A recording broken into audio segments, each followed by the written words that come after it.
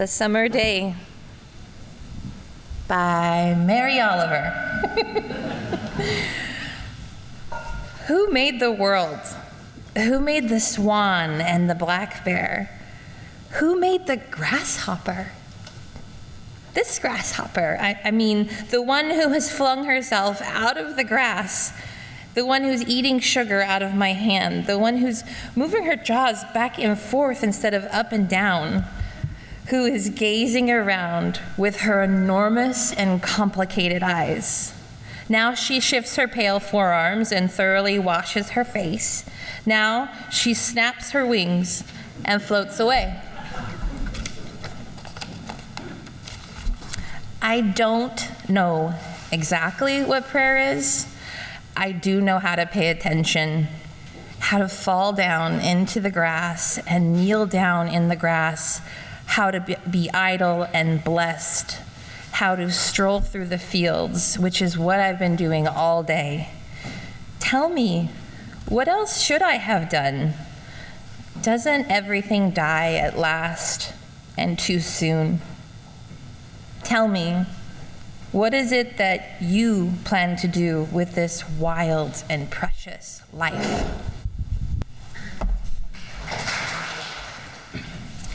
Shirley Ann Williams was born in subsidized housing on the east side of Bakersfield in 1944 into a family of poor migrant farm workers. As a young girl, she worked in the fields and orchards of our Central Valley, picking cotton and fruit. Shirley Ann Williams' family eventually moved to Fresno, and she graduated from Edison High School in 1962. And then attended Fresno State, where she studied poetry and creative writing. Go Bulldogs! Shirley Ann Williams went on to become a beloved professor of African American literature, a Fulbright scholar, and her novel, Dessa Rose, was a finalist for a Pulitzer Prize. Some of us may know that book. Acclaimed as a poet and often writing about the Black experience, Shirley Ann Williams was also an accomplished jazz musician and composer and recorded multiple albums. You can also hear her on YouTube doing a poetry reading. She died in 1999 at the young age of 54. Her poem, entitled Green-Eyed Monsters of the Valley Dusk, emerged from her childhood memories of working in the fields and orchards on summer evenings in California's Central Valley. Memories that return to her now as an adult as she drives along the roads in the valley and encounters farming machines at dusk. The Green-Eyed Monsters of the Valley Dusk by Shirley Ann Williams. Sunset knocks the edge from the day's heat, filling the valley with shadows. Time for coming in, getting on, lapping fields, lapping orchards like greyhounds, racing darkness to mountain rims, land's last meeting with the still lighted sky. This is a car I watched in childhood, streaking the straightaway through the dusk. I look for the ghost of that girl in the midsummer fields whipping past. But what ghosts lurk in this silence are feelings, not spirit, not sounds. Bulbous lights approach in the gloom, hovering briefly between memory and fear, dissolve into fog lamps mounted high on the ungainly bodies of reaping machines. Time coming in, time getting on.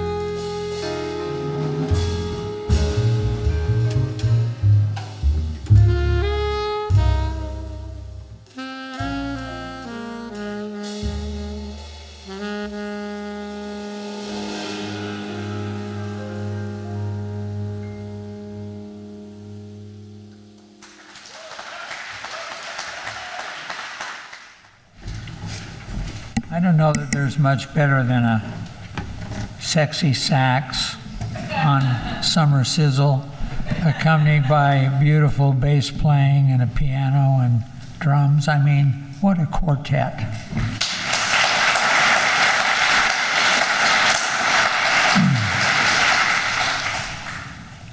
When Tim asked me to think about speaking on summer heat and spirituality, I said, say what?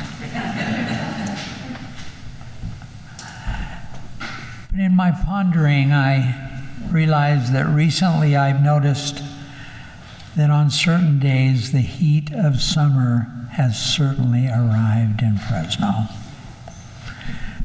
When I step into the afternoon light, the sun is intense. The air is hot, and I immediately become aware of the uncomfortable heat on and in my body. The longer I experience this, the greater is my desire to escape it. I want shade. I want air conditioning.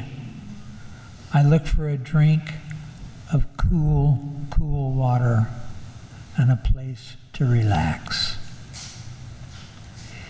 Heat has a way of stripping my life down to what is essential, a survival awareness. The heat takes me out of my busy mind to a whole and complete connection with the present hot moment, and straight to a keen desire for water, for shade, and for rest. Summer also provides the context for growth, not only in nature, but also in me. Heat invites me to slow down. It invites me to an awareness and attention to this moment, to what is. As I escape the harsh circumstances and the consequences of summer and create moments of refreshment, I notice when I can do that, a consequence is a peaceful feeling settling over me. I experience deep appreciation. I notice a greater desire for quiet reflection, even meditation. I want more reading time, and as the morning and evening cool air, which is wonderful in the summer of Fresno, replaces the heat of midday, I turn my attention to the magnificence of nature. A gentle breeze through the trees also cools my body. I see multiple shades of green and colorful flowers abloom.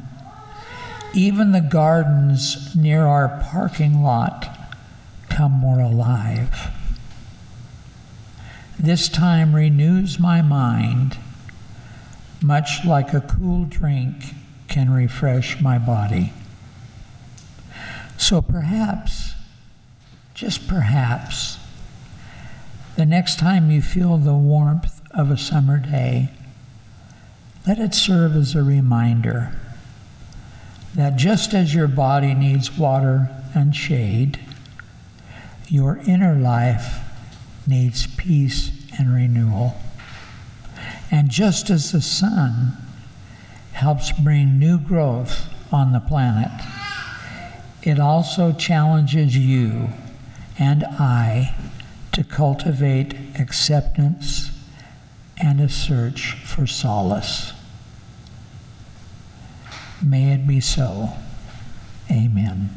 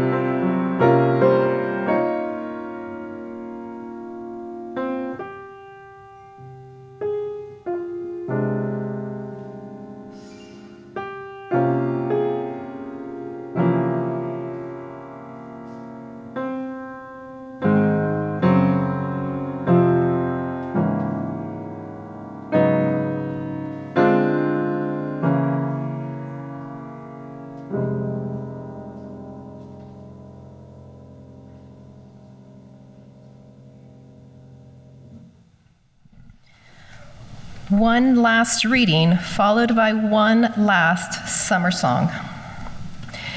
Arizona Sunrise by Elizabeth Tarbox, adapted.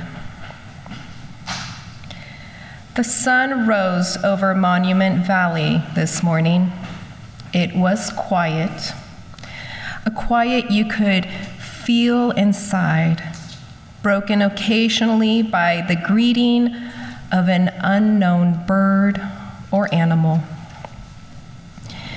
The red desert dawn hit the rocks and set them alight.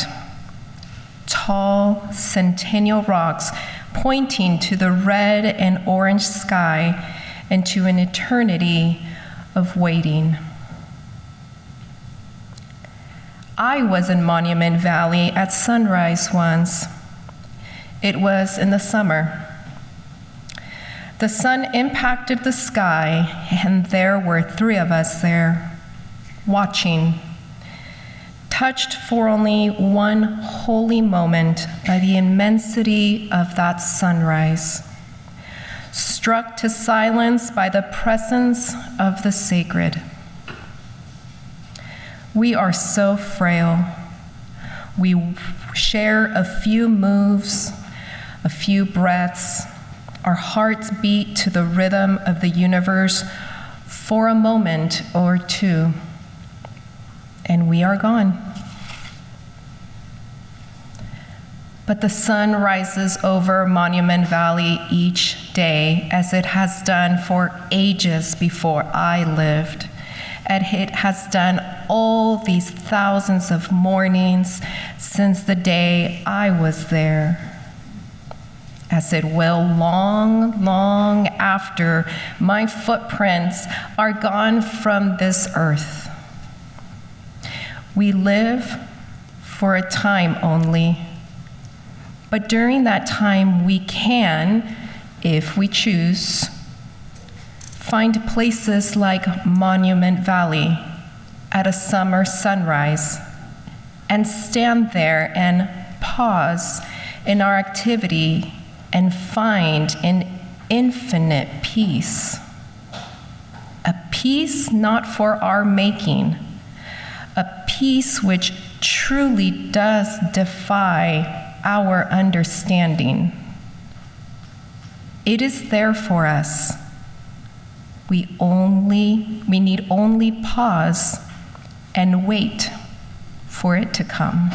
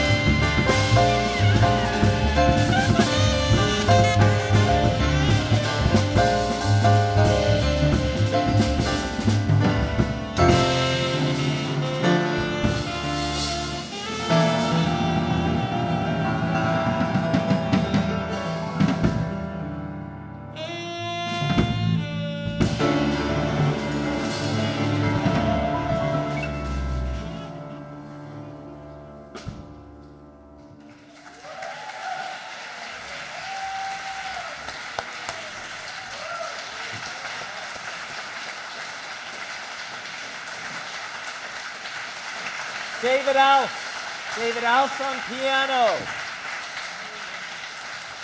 Steve Koslov, bass. Dr. Otto Lee, saxophone.